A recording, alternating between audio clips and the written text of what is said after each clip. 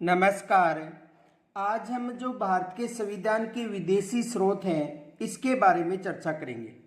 देखो, भारत के संविधान निर्माण के लिए लगभग जो 60 देश थे उनके संविधानों का अध्ययन किया गया था और उनमें से केवल जो 10 देश हैं उनके स्रोत ही ग्रहण किए गए थे। यानी भारत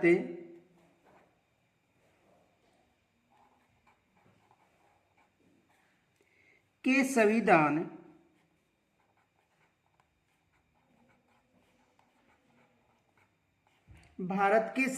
निर्माण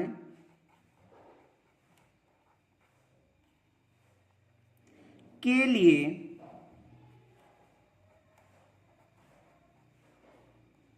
लगभग 60 देशों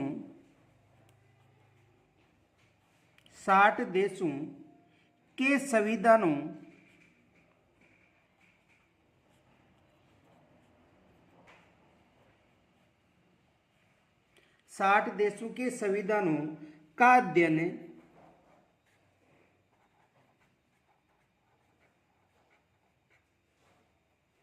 अध्ययन किया गया था।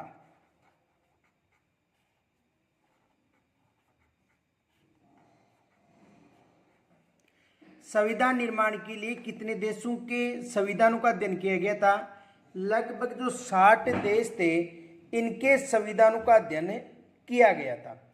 इन 60 देशों में से 10 देशों के जो संविधान स्रोत थे वो भारतीय संविधान में ग्रहण किए गए थे,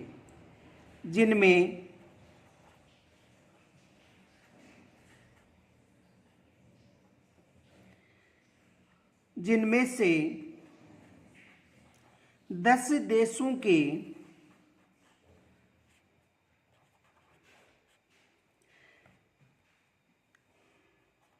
संविधान स्रोतों को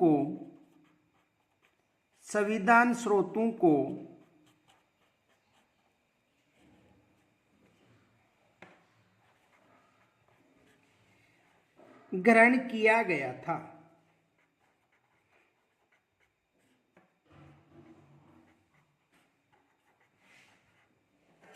यानी भारत के संविधान निर्माण में लगभग 60 देशों के संविधान स्रोतों को यानी अध्ययन किया गया था और इन 60 देशों के संविधान स्रोतों में से लगभग 10 जो देश थे इनके संवैधानिक स्रोतों को ग्रहण किया गया था। कितने देशों के संविधान स्रोतों को ग्रहण किया गया था? 10 देशों के संविधान स्रोतों को ग्रहण किया गया था। अब देखो, इनमें से भारत के संविधान निर्माण में यदि बात करें तो जो 1935 का जो शासन अधिनियम था इसका सर्वाधिक प्रभाव रहा था और इस शासन अधिनियम से लगभग 250 जो अनुच्छेद थे ये ग्रहण किए गए थे। यानी इस जो 1935 का जो शासन अधिनियम था इस अधिनियम से लगभग 250 जो अनुच्छेद थे ये ग्रहण किए गए थे। ये फैक्ट याद रखना।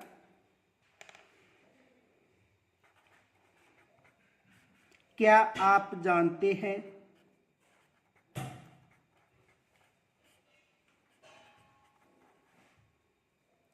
भारत के संविधान पर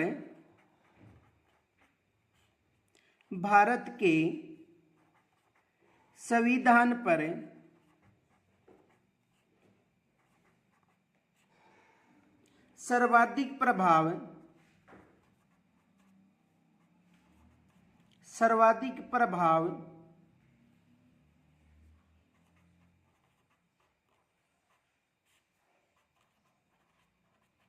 1935 के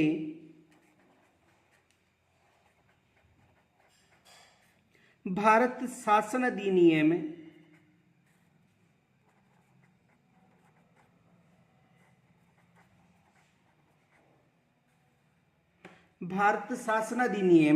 का रहा है।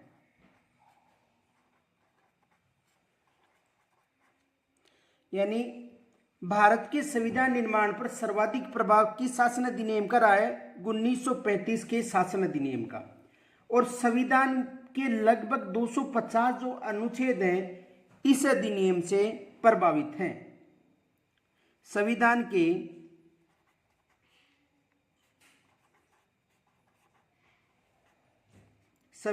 के लगभग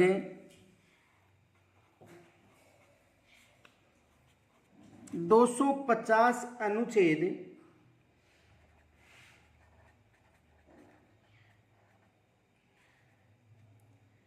इससे प्रभावित हैं।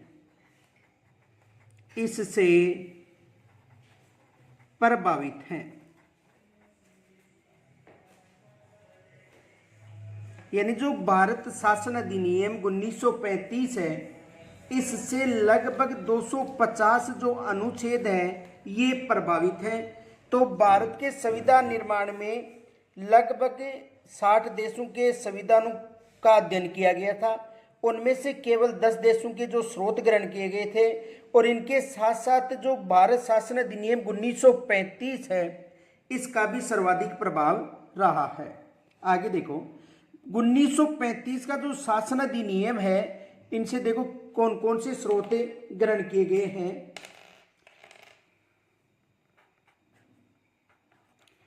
उन्नीस सौ 1935 का भारत शासन अधिनियम,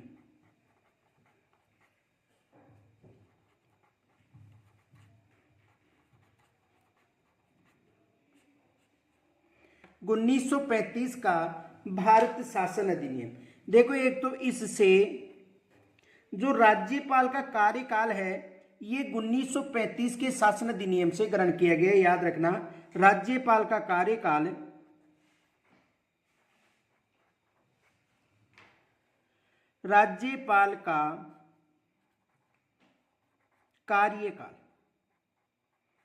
तो राज्यपाल का कार्यकाल 1935 के शासन अधिनियम से ग्रहण किया गया है। लेकिन राज्यपाल की यदि पदावधि की बात करें तो ये आपको कनाडा का संविधान बताना है कि राज्यपाल की पदावधि कहां से ग्रहण की गई है, कनाडा से। लेकिन राज्यपाल का कार्यकाल पूछे तो 1935 के शासन अधिनियम से ग्रहण किया गया है। और यदि आपको ये पूछा जाता है कि राज्यपाल की पदावधि, तो राज्यपाल की जो पदावधि है ये किस देश के संविधान से ग्रहण किया गया है, कनाडा के संविधान से। ये याद रखना कि राज्यपाल की जो पदावधि है या राज्यपाल का जो पद है या राज्यपाल की नियुक्ति की जो प्रक्रिया है ये किस देश के संविधान से ग्रहण किया गया है, कनाडा के संविधान से। ये याद रखना।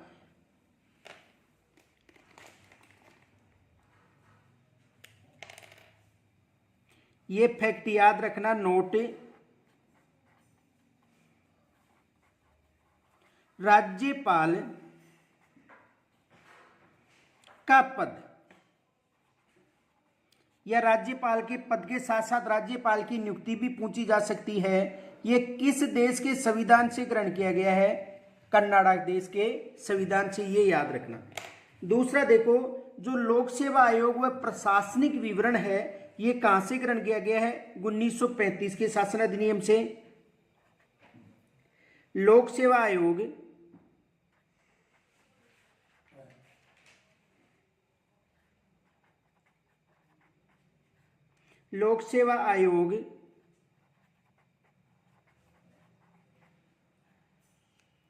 वह प्रशासनिक विवरण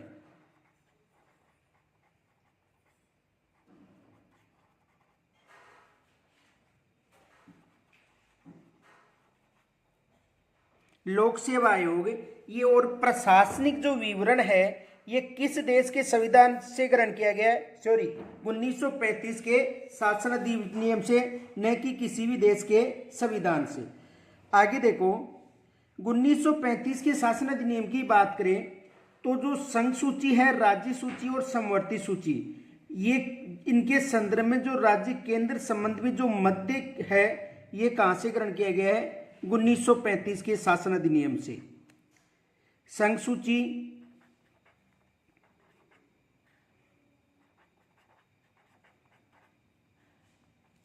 राज्य सूची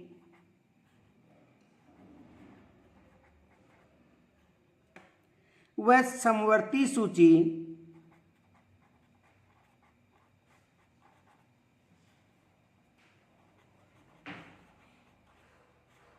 संघ सूची, राज्य सूची और समवर्ती सूची के संदर्भ में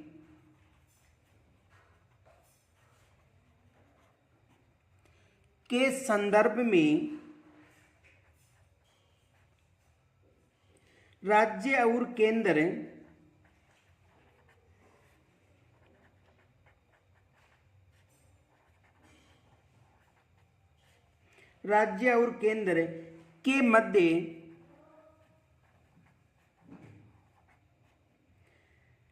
शक्तियों का विभाजन,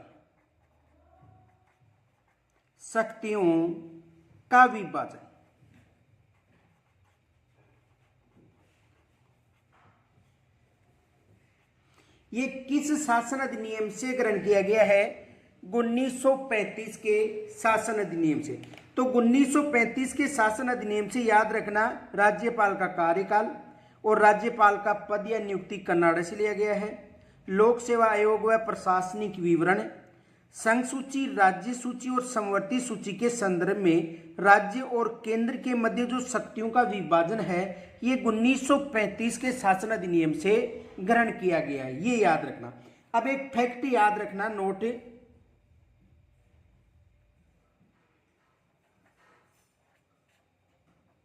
ये नोट विशेष याद रखना, संघ सूची, राज्य सूची व समवर्ती सूची का जो उल्लेख है अनुच्छेद 246 और 7वीं अनुसूची में मिलता है। संघ सूची,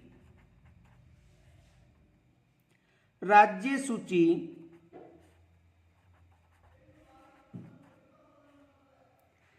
व समवर्ती सूची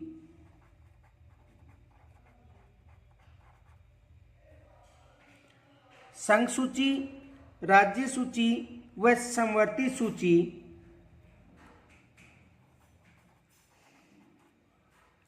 का उल्लेख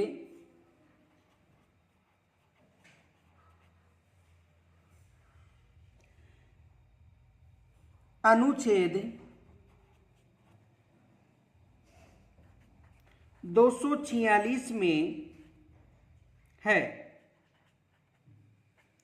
और ये जो अनुच्छेद 246 है, अनुसूची कौन सी बताई गई है? 7वीं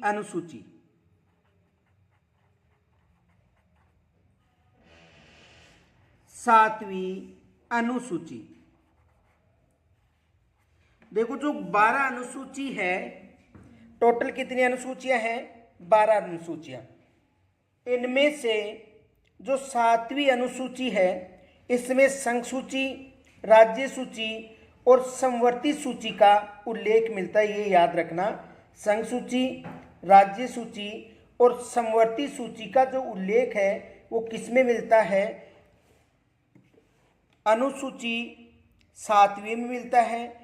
और ये प्रारूप था वो किस शासन अधिनियम से ग्रहण किया गया था? 1935 के शासन अधिनियम से। उस समय देखो, यदि 1935 के शासन अधिनियम की बात करें तो उस समय संघ सूची में 59 विषय थे, राज्य सूची में 54 विषय थे और समवर्ती सूची में 36 विषय थे। कब की बात है? 1935 की। यानी उस समय जो संघ सूची है इसमें 59 विषय थे, राज्य सूची है इसमें 54 विषय थे और समवर्ती सूची है इसमें कितने विषय थे? 36 विषय थे। ये बात की जा रही है 1935 के शासन अधिनियम के समय। अब देखो, जिन देशों से संवैधानिक स्रोत ग्रहण किए गए हैं, आज हम उनके जो भी स्रोत ग्रहण किए गए उनके बारे में चर्चा करेंगे। तो देखो, एक सूत्र है, सूत्र के माध्यम से इसकी चर्चा की जाएगी। सूत्र है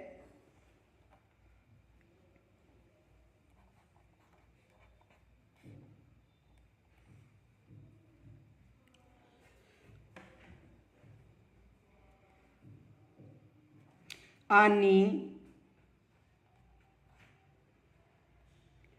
आज, 10,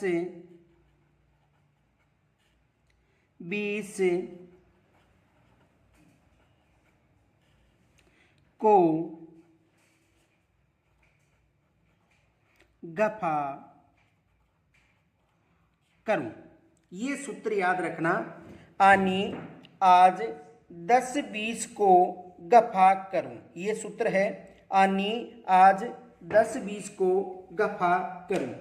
इसमें देखो सबसे पहले हमें जो आनी शब्द है इसके बारे में चर्चा करेंगे। देखो आनी, इस आनी में जो आ है इसका मतलब है आयरलैंड। आ का मतलब है आयरलैंड, और नी का मतलब है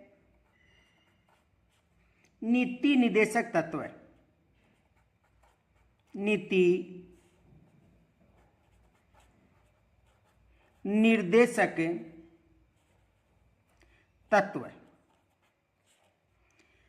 यानी आनी का मतलब है, आ का मतलब आयरलैंड, नी का मतलब है नीति निदेशक तत्व, यानी आ का मतलब आयरलैंड और नी का मतलब नीति निदेशक तत्व। उसके बाद में दूसरा है आज।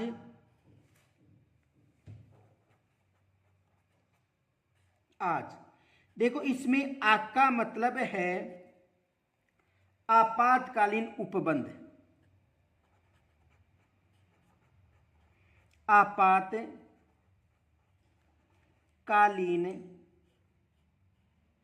उपबंध, और इसमें जय का मतलब है जर्मनी। जय का मतलब है जर्मनी। देखो इसमें जो आज है इसमें आ का मतलब है आपातकालीन उपबंध और जय का मतलब है जर्मनी। एक याद रखना, वित्तीय आपात की बात पूछे, किसकी बात पूछे? वित्तीय आपात। तो वित्तीय आपात संयुक्त राज्य अमेरिका से ग्रहण किया गया है, ये याद रखना। वित्तीय आपात किस देश से ग्रहण किया गया है? संयुक्त राज्य अमेरिका से। लेकिन आपातकालीन उपबंध की बात करें तो आपातकालीन जो उपबंध है ये किससे ग्रहण किया गया है? जर्मनी से, ये याद रखना। 10 का मतलब है, द का मतलब है दक्षिणी अफ्रीका। दक्षिणी अफ्रीका। द का मतलब दक्षिणी अफ्रीका और से का मतलब संविधान संशोधन प्रणाली। संविधान संशोधन प्रणाली। तो इसमें देखो द का मतलब है दक्षिणी अफ्रीका और से का मतलब संविधान संशोधन प्रणाली, यानी संविधान संशोधन अनुच्छेद 368 की बात करें। अब देखो ये जो 20 है इस 20 की बात करें, इसमें जो बी है इसका मतलब है ब्रिटेन। बी का मतलब है ब्रिटेन, और इसमें जो ई है इसका मतलब है इकहरी नागरिकता।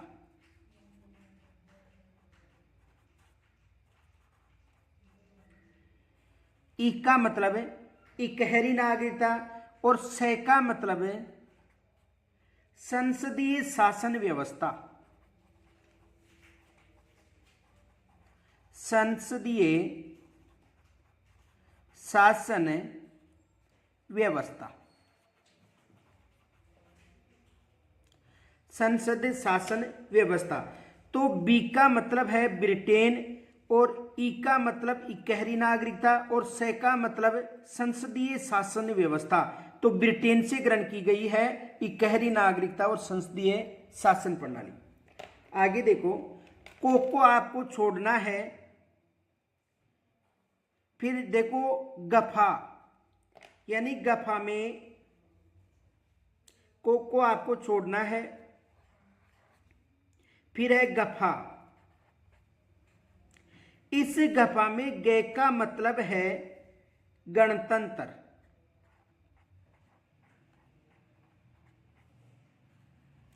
गे का मतलब है गणतंत्र और फा का मतलब है फ्रांस।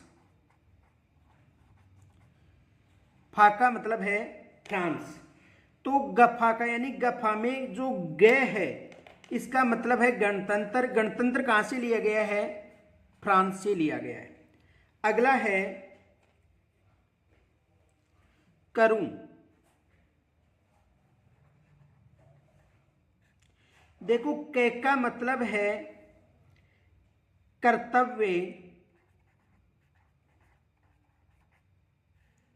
या मूल कर्तव्य।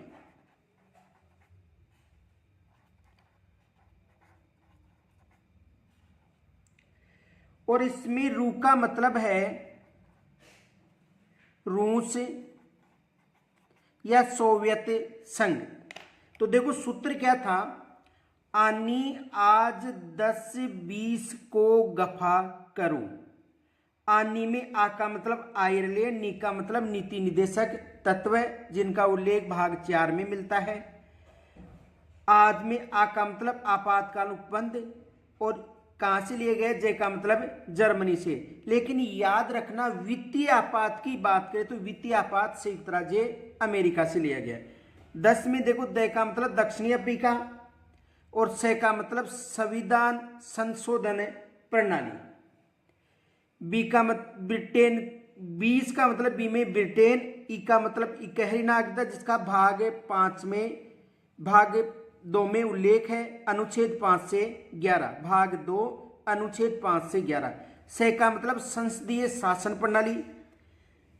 गफा गे का मतलब गणतंत्र, फा का मतलब फ्रांस। करूं के का मतलब कर्तव्य या मूल कर्तव्य, रू का मतलब रूस। तो कर्तव्य वो कहां से ले गए हैं? रूस से। देखो यहां पर कुछ फैक्ट याद रखने आपको, ये विशेष याद रखने हैं, यहां से एग्जाम में प्रश्न बनते हैं। आपको पूछा जाए आपातकाल उपबंध, आपातकाल उपबंध। तो आपातकाल जो उपबंध है वो कहां से ग्रहण किए गए हैं? जर्मनी से। आपातकाल उपबंध कहां से ग्रहण किए गए हैं? जर्मनी से। लेकिन वित्तीय आपात की बात करें, वित्तीय आपात यानी अनुच्छेद 360 की बात करें तो वित्तीय आपात संयुक्त राज्य अमेरिका किस देश से ग्रहण किया गया है? संयुक्त राज्य अमेरिका से। ये फैक्ट याद रखना। आपातकालीन उपबंध जर्मनी से, लेकिन वित्तीय आपात की बात करें संयुक्त राज्य अमेरिका यानी अनुच्छेद 360 की बात करें। इनके अलावा देखो जो ये कर्तव्य, मूल कर्तव्य है, इनका उल्लेख संविधान में नहीं था। ये भी फैक्ट याद रखना। मूल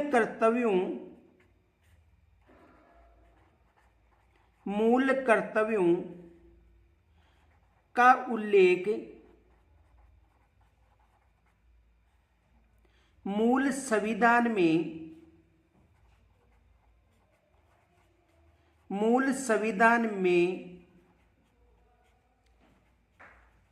नहीं था। इनका उल्लेख मूल संविधान में नहीं था। और ये जो मूल कर्तव्य हैं इनको 42वें संविधान संशोधन 1976 के द्वारा शामिल किया गया था। 42वें संविधान संशोधन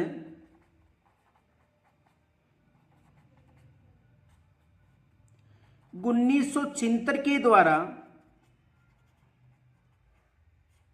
कौन सा संविधान संशोधन था? 42वां संविधान संशोधन 1976 के द्वारा इन्हें संविधान में शामिल किया गया था।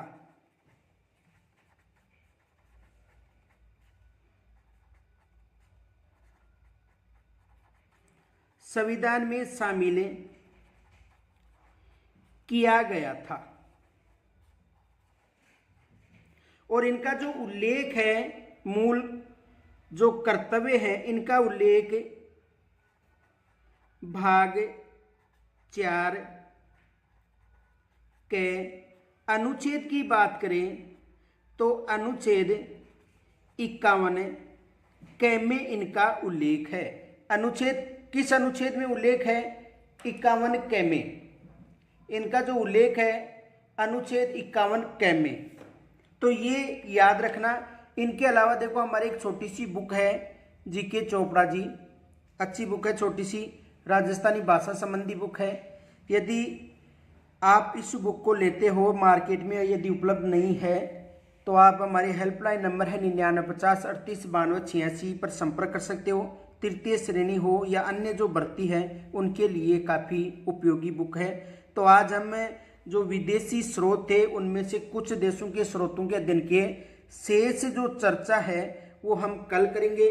तब तक के लिए नमस्कार। यदि आपको कोई समस्या हो तो आप कमेंट्स के द्वारा मुझे ज़रूर बताना। जय हिंद, राम राम।